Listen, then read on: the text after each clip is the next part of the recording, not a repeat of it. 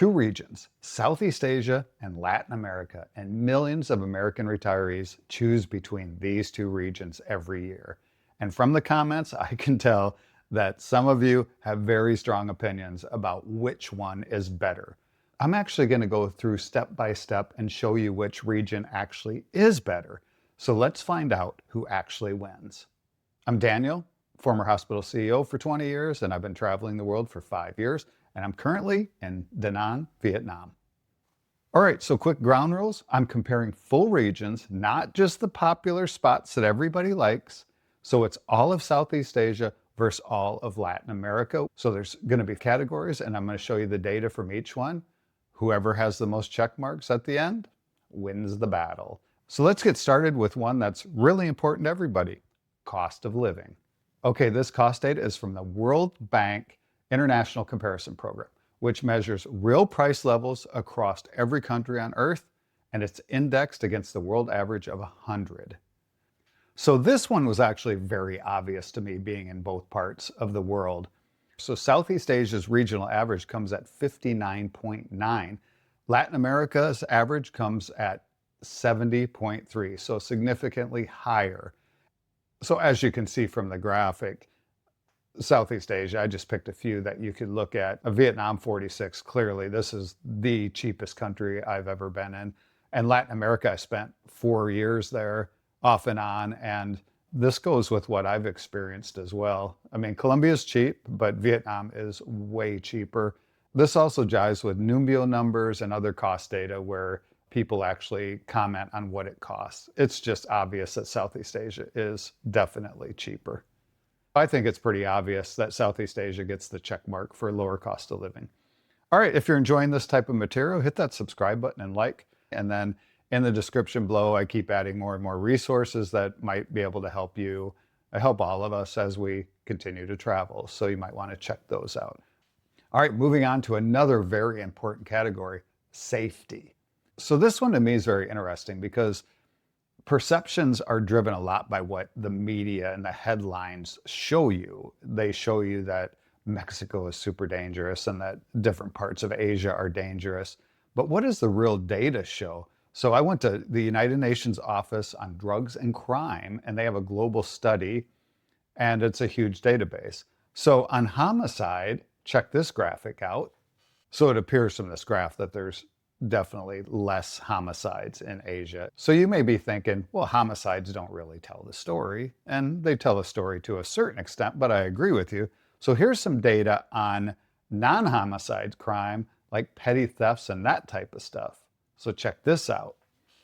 So these are regional scores, 0 to 100 scale. The higher, the better. This is ranking petty crime, confidence in the police, feeling safe walking at night, properties being stolen, and then being mugged. And as you can see, Southeast Asia, 84 to 89. It's consistently one of the highest scoring regions in the world, which is, again, higher is better. So when it comes to petty crime, Asia seems to be safer. Confidence in local police. This is really interesting to me. Southeast Asia, 84% versus Latin America is 52%. And what I've experienced, that seems to be true. I mean, there's a lot of stories about corruption in Latin America with the police departments. And I'm not saying that they're all corrupt, but I just hear more stories about it than I do in Asia. Here's just country by country. Vietnam, in my opinion, it feels very safe. And there's some other scores. And I hear stories about Philippines being safe, Malaysia super safe. As I've talked about in other videos, El Salvador is definitely safe. And then everything else kind of falls between the 50s and the 70s. And obviously, Venezuela is definitely not safe. I think as a US passport holder, we're not even allowed to enter that country right now. But that's a pretty interesting comparison to me. But my personal opinion, Vietnam, like I said, is completely safe. I was in the Philippines, I felt safe there. I did feel somewhat safe in Latin America, but it seemed like I always had to kind of be watching around me, especially in Colombia and Chile, seemed a little bit sketchy at times, and then other places. This isn't included in the Asia data, and it's not in Southeast Asia, obviously, but Korea and Japan, are by far the safest places I've ever been in my life. By far. There's no comparison whatsoever. You could literally leave your backpack full of money on the street and nobody would steal your money. They would probably turn it in to the police and you could get it back. Like there's just no crime in those countries, but that wasn't included in this. All right, so Southeast Asia gets another check mark when it comes to safety. Moving on to healthcare, which is very important to me with my background, and it should be very important to you as you get in your older years as retirees. So which area has the better hospitals? For this, I used Newsweek's top world hospitals. So what I did with this graphic is I just looked at the top 100 hospitals and I pulled out the ones that are in Southeast Asia and the ones in Latin America. Singapore General is actually ranked number 10 in the world. And surprising to me, actually, Brazil, Albert Einstein Hospital, ranked number 16. And Singapore has 2 more hospitals in the top 100. Brazil has another one, and Thailand has one ranked at 96. So from this data, it would seem that Southeast Asia has better hospitals, at least in this category.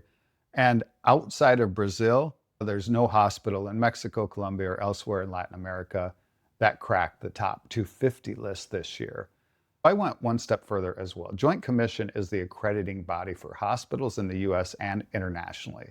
And it's a pretty rigorous accreditation process. Every 3 years, all these inspectors come in and they spend days and weeks in the hospital and they review literally everything. And I've gone through this survey numerous times. In Southeast Asia, there's approximately 85 hospitals that are Joint Commission accredited. In Latin America, there's about 35, and it depends on the year that is reported. But interestingly, Thailand leads with around 65 hospitals in their country being Joint Commission accredited. That's pretty amazing to me. And Colombia has 11. So you have the data of the top hospitals, you have the Joint Commission. So in my opinion, Southeast Asia is the clear winner. Also, Southeast Asia is known as a medical tourism place where people travel from all over the world to get their procedures done. There's been comments from people that went to Malaysia that got full workup scans, ultrasounds for like $200. I saw one program in Malaysia that was about $1,000 and it included every scan, every test you could possibly get. That in the United States would probably be 50 grand or more. Now, this doesn't mean that the hospital you go to in Mexico or Panama City or wherever, the Philippines, is bad. It's just kind of comparing like your good regional hospital near your hometown versus Mayo Clinic, which is ranked number 1 in the world. It's good versus world class. And Southeast Asia appears to have more world-class type of facilities. So the check mark here goes to Southeast Asia. Okay, the next one is infrastructure. And the only way I could really compare this, and I want to say up front that of course every country, every city has different infrastructure. But the only way I could really rank this is take the best in Southeast Asia against the best in Latin America. Otherwise, it just wouldn't have been possible. As you can see from the graphic, it has a clear winner. Singapore is ranked number 1 in the entire world for infrastructure by US News Best Countries report. What this contains is scores for digital connectivity, basic needs like clean drinking water, electricity, energy, transportation.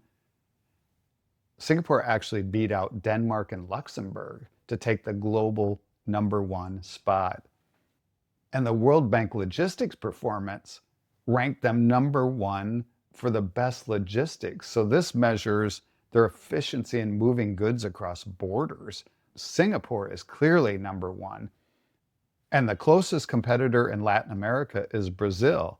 US News ranked them as number 46 for infrastructure and 51 for the logistics score.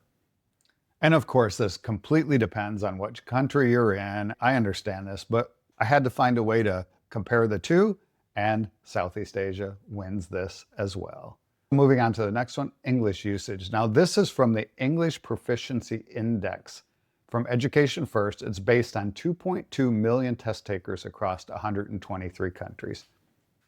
So as you can see from this graph, this is Latin America. There's 17 countries included. Those are all the scores and their global rankings. So the region average is 511 point. You can kind of look and see your country and see if you agree with the amount of English that is spoken. And now here's the one on Southeast Asia. It includes 8 countries. And these are the scores there with their global rankings. Their region average is 477 points. So who's the winner on this?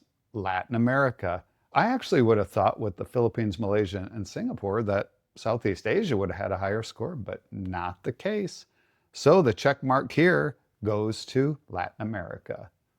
All right, so let's move on to the next category. And this one is very, very obvious, and it's ease of travel from the United States. Obviously, the clear winner is Latin America.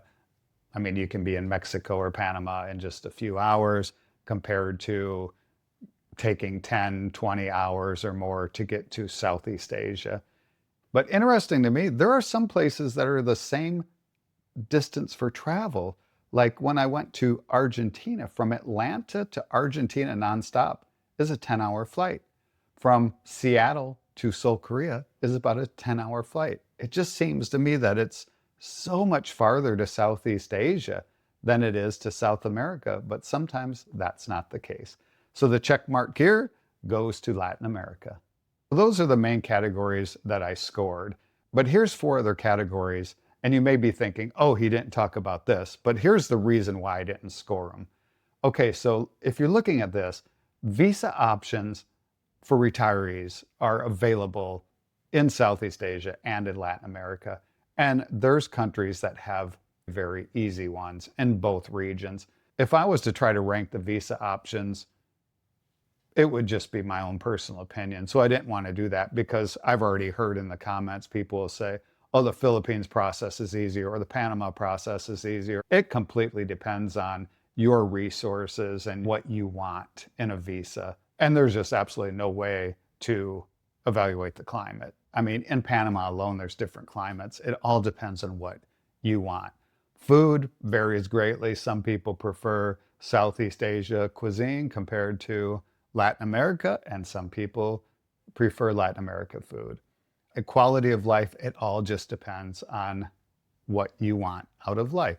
So that's why I didn't evaluate those with scores, but they are important.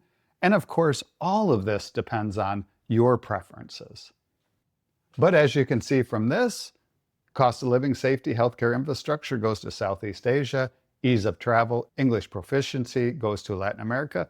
So the score comes out 4-2. So in this competition, Southeast Asia is the winner. I'm curious what you thought of it. And if you haven't subscribed yet, hit that subscribe button and that like button. Love to have you here. Okay, have a great day, and I'll see you in the next one.